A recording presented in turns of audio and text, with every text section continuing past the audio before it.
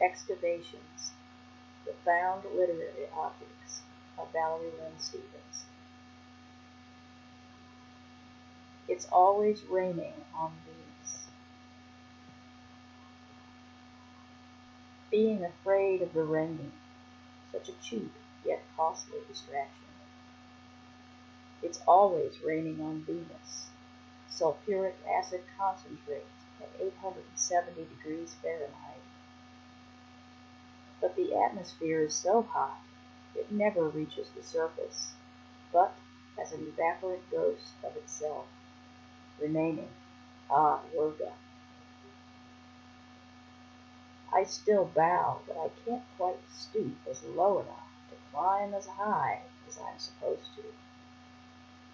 My mind has bad knees and a bad back to boot. It runs in the family. It is night.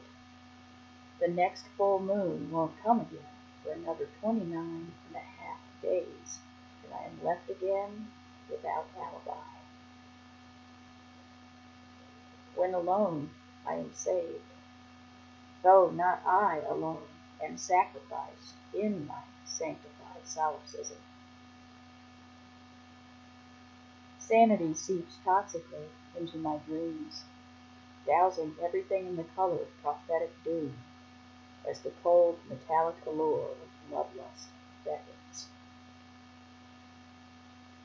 When awake, I am unknown to slumber, though mother to the brother of it. When I am sleeping, I am always wide awake.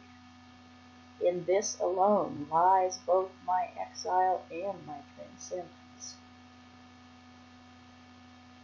I always stand tall, outwardly enthralling, though always falling ever so long in a life cut so short.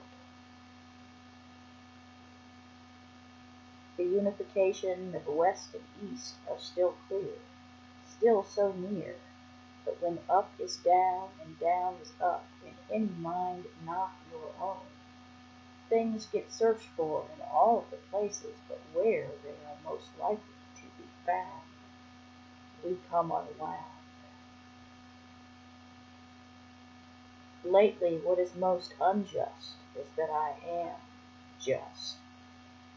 For it seems that I always get ahead of myself, merely to fall behind, dwelling as I must within a world where the lambs of mediocrity lie unendangered and overrun. Thus I realize to my chagrin that I must quickly learn the ignoble art of duplicity in order to win. Or would it be merely to win my losses? Hence does my rage find righteousness only in deviant lunacy, while in the blink of an eye the others get by. But the ignorance that is their bliss is the hell within which I cannot dwell. For I remain a creature always in question, a maintenance of exclusive, solipsistically sealed self-comprehension, serving the necessary evil of an unanswerable in a militantly reductionistic, profanely oversimplified society, which revels in the sins of a science so exact and exacting that it is painful to follow. It is raining.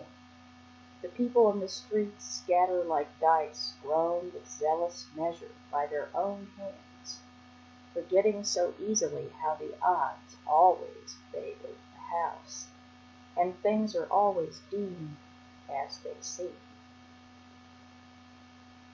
Yet those like us know all too well that the more we reveal, the more we can conceal, and that the more we run, the less we get in here. Yes, we know why it always rains on Venus, and willfully dance in it.